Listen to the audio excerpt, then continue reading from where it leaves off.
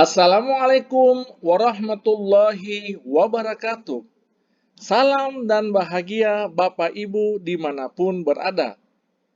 Jumpa lagi dengan saya Samsudin Umar, NIM 501402364 pada mata kuliah Sejarah dan Filsafat Matematika pada modul 3 awal dari Matematika Yunani. Pada kesempatan ini saya akan membahas tentang biografi singkat Thales. Ini adalah gambar Thales yang saya ambil dari internet. Siapakah Thales itu? Saya akan menjelaskan biografi singkat Thales. Thales ini adalah seorang filsuf dan matematikawan Yunani kuno yang berasal dari kota Miletus yang terletak di pantai barat Asia Kecil atau sekarang dikenal dengan Turki. Ia dikenal sebagai salah satu dari 7 orang bijak Yunani dan merupakan salah satu filsuf pertama yang menggunakan logika dan observasi untuk memahami alam semesta. 7 orang bijaksana dalam bahasa Yunani, Hois Hetasopoi, adalah sekelompok filsuf dan negarawan Yunani kuno yang hidup pada abad ke-6 sebelum Masehi. Mereka dikenal karena kebijaksanaan dan kontribusi mereka dalam bidang filsafat, politik, dan ilmu pengetahuan. Berikut adalah nama-nama 7 orang bijaksana, yaitu Thales dari Miletus, Solon dari Athena, Pittacus dari Mitilene, Bias dari Priene, Cleobulus dari Lindos, Priander dari Korintos, dan Chilon dari Sparta. Pada kesempatan ini kita fokus kepada Thales dari Miletus. Thales juga dikenal sebagai ahli geometri, astronomi, dan politik, bersama dengan Anaximandros dan Anaximenes. Thales ini digolongkan ke dalam mazhab Miletos. Thales tidak meninggalkan bukti-bukti tertulis mengenai pemikiran-pemikiran Thales, terutama didapatkan melalui tulisan Aristoteles tentang dirinya. Aristoteles mengatakan bahwa Thales adalah orang yang pertama kali memikirkan tentang asal mula terjadinya alam semesta. Karena itulah, Thales juga dianggap sebagai perintis filsafat alam atau natural filosofi. Bagaimanakah riwayat hidup Thales? Riwayat hidup Thales, nama lengkapnya adalah Thales dari Miletus. Thales lahir di kota Miletus, yang merupakan tanah perantauan orang-orang Yunani di Asia Kecil, yang terletak di pantai barat Asia Kecil atau sekarang dikenal dengan Turki, sekitar tahun 624 sebelum Masehi, dan ia wafat sekitar 546 sebelum Masehi. Nama ayahnya adalah Examies dan ibunya adalah Cleobulina. Thales memiliki latar belakang keluarga yang baik dan mendapatkan pendidikan yang layak. Situasi Miletos yang makmur memungkinkan orang-orang di sana untuk mengisi waktu dengan berdiskusi dan berpikir tentang segala sesuatu. Hal itu merupakan awal dari kegiatan berfilsafat, sehingga tidak mengherankan bahwa para filsuf Yunani pertama lahir di tempat itu. Thales adalah seorang saudagar yang sering berlayar ke Mesir. Di Mesir, Thales mempelajari ilmu ukur dan membawanya ke Yunani. Ia dikatakan dapat mengukur piramida dari bayangannya saja. Selain itu, ia juga dapat mengukur jauhnya kapal di laut dari pantai. Kemudian Thales menjadi terkenal setelah berhasil memprediksi terjadinya gerhana matahari pada tanggal 28 Mei 585 sebelum Masehi. Thales dapat melakukan prediksi tersebut karena ia mempelajari catatan-catatan astronomis yang tersimpan di Babilonia sejak 747 sebelum Masehi.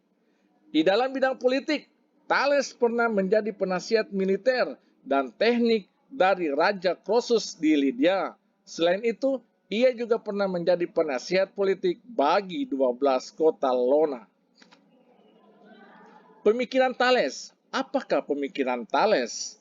Pemikiran Thales yaitu air sebagai prinsip dasar segala sesuatu. Thales menyatakan bahwa air adalah prinsip dasar. Dalam bahasa Yunani, ars, segala sesuatu. Air menjadi pangkal, pokok, dan dasar dari segala-galanya yang ada di alam semesta.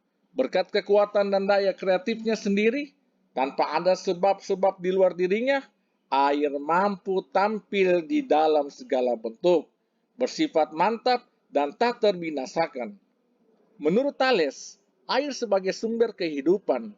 Argumentasi Thales terhadap pandangan tersebut adalah bagaimana bahan makanan semua makhluk hidup mengandung air, dan bagaimana semua makhluk hidup juga memerlukan air untuk hidup.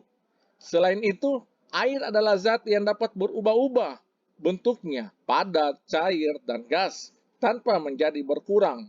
Selain itu, ia juga mengemukakan pandangan bahwa bumi terletak di atas air.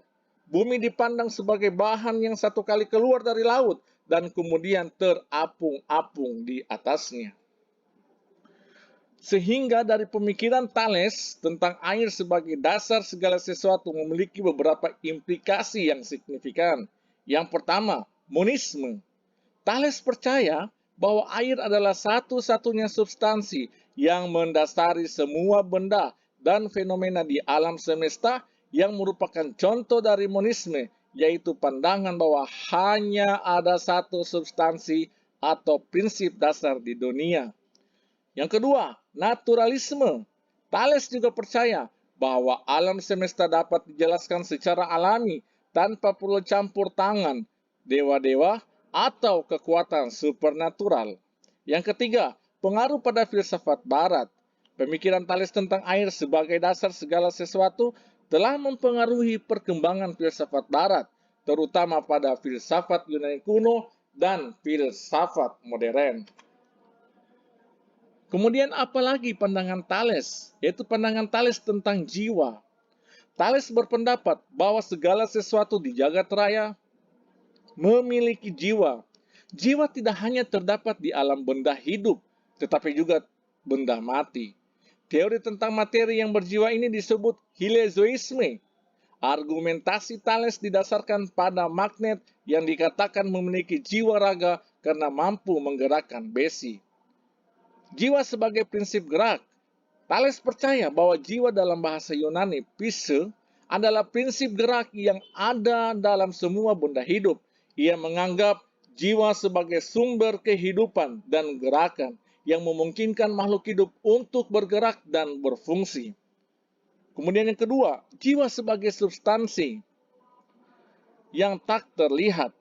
Thales juga percaya bahwa jiwa adalah substansi yang tak terlihat, yang tidak dapat dilihat atau diukur secara langsung. Ia menganggap jiwa sebagai sesuatu yang abstrak dan tidak berwujud, tetapi memiliki pengaruh nyata pada dunia fisik. Jiwa sebagai substansi yang tak terlihat. Yang ketiga, jiwa sebagai sumber kecerdasan. Selain itu, Thales percaya bahwa jiwa juga merupakan sumber kecerdasan dan pengetahuan. Ia menganggap jiwa sebagai tempat di mana pengetahuan dan pengalaman disimpan dan dari mana kita dapat memperoleh kebijaksanaan dan pemahaman. Teorema Thales. Di dalam geometri, Thales dikenal karena menyumbangkan apa yang disebut dengan teorema Thales, kendati belum tentu seluruhnya merupakan buah pikiran aslinya. Teorema Thales sebagai berikut. Jika AC adalah sebuah diameter, maka sudut B adalah selalu sudut siku-siku, seperti yang diilustrasikan dalam gambar ini. Ada sebuah lingkaran, kemudian diameternya adalah AC, maka siku-siku di B. Kemudian di sini ada juga gambar dua garis yang bersilangan, ya, sehingga teorema Thales yang pertama adalah yang dikaitkan dengan lingkaran tadi. Sebuah lingkaran terbagi dua sama besar oleh diameternya. Sudut bagian dasar dari sebuah segitiga sama kaki adalah sama besar.